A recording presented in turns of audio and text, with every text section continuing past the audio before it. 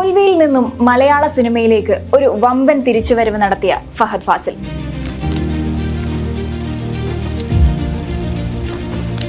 ഇരുട്ട് നിറഞ്ഞ ഒരു മുറിയിലെ 2.5 മണിക്കൂർ വെളിച്ചത്തിലൂടെ വിരിയുന്ന വിസ്മയത്തിന് മാറ്റുകൂട്ടുവാൻ കഴിവുള്ള നടൻ ഫഹദ് ഫാസിൽ എന്ന മലയാളി പ്രേക്ഷകരുടെ ഫാഫ. ഫഹദ് ഫാസിലിന്റെ ഓരോ സിനിമകൾക്കും കാത്തിരിക്കുന്ന ഒരു വലിയ പ്രേക്ഷക നിര തന്നെയുണ്ട്. പല ജോണറുകളിലുള്ള സിനിമകൾ വിവിധ ഭാഷകളിൽ സംവിധാനം ചെയ്ത് മികവ് കാണിച്ച ജിത്തു ജോസഫ് എന്ന സംവിധായകൻ.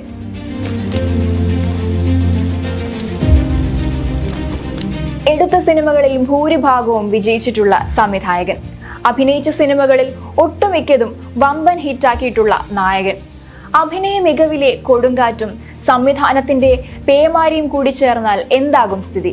അതെ, മലയാള സിനിമാ ലോകത്തെ മനോഹരമായ ഒരു സിനിമ അനുഭവം നൽകാൻ പോകുന്ന പ്രളയം തന്നെ. ഫഹദ് ഫാസിലിനെ നായകനാക്കി പുതിയൊരു ചിത്രം പ്രഖ്യാപിച്ചിരിക്കുകയാണ് സംവിധായകൻ ജിത്തു ജോസഫ്. ശാന്തി മായാദേവിയാണ് ചിത്രത്തിനായി തിരക്കഥയൊരുക്കുന്നത്.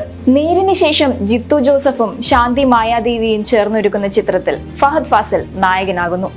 ഈ ഒരു കോംബോയാണ് പ്രേക്ഷകരെ ത്രില്ലടിപ്പിക്കുന്നത്. ഇതാദ്യമായാണ് ഫഹദും ജിത്തു ജോസഫും ഒരു ചിത്രത്തിനായി ഒരുമിക്കുന്നത്. E4 എന്റർടൈൻമെന്റ്സിന്റെ ബാനറിലാണ് ചിത്രം ഒരുങ്ങുന്നത്. ചിത്രത്തെക്കുറിച്ചുള്ള കൂടുതൽ വിവരങ്ങൾ പുറത്തുവിട്ടിട്ടില്ല. മോഹൻലാൽ നായകനായ നേരാണ് ജിത്തു ജോസഫിന്റെ സംവിധാനത്തിൽ ഒടുവിലായി പുറത്തിറങ്ങിയ ചിത്രം. ബോക്സ് ഓഫീസിൽ ചിത്രം മികച്ച പ്രകടനമാണ് നടത്തിയത്. ശാന്തി മായാദേവിയും ജിത്തു ജോസഫും ചേർന്നായിരുന്നു തിരക്കഥ. മോഹൻലാലിനെ നായകനായി ഒരുക്കുന്ന റാമിന്റെ പണിപ്പുരയിലാണ് സംവിധായകൻ ഇപ്പോൾ. അതേസമയം ആവേശമാണ് ഫഹദിന്റെ ഏറ്റവും ഒടുവിൽ തിയേറ്ററിലെത്തിയ ചിത്രം.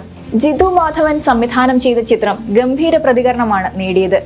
രംഗ എന്ന ഗാങ്സ്റ്റർ നേതാവായി ഫഹദ് ഫാസിൽ തകർത്തു വാരിയ ചിത്രം 150 കോടിയോളം ബോക്സ് ഓഫീസിൽ നിന്നും കളക്ട് ചെയ്തിരുന്നു. ആവേശം ഇപ്പോൾ OTTയിൽ പ്രദർശനം തുടരുകയാണ്.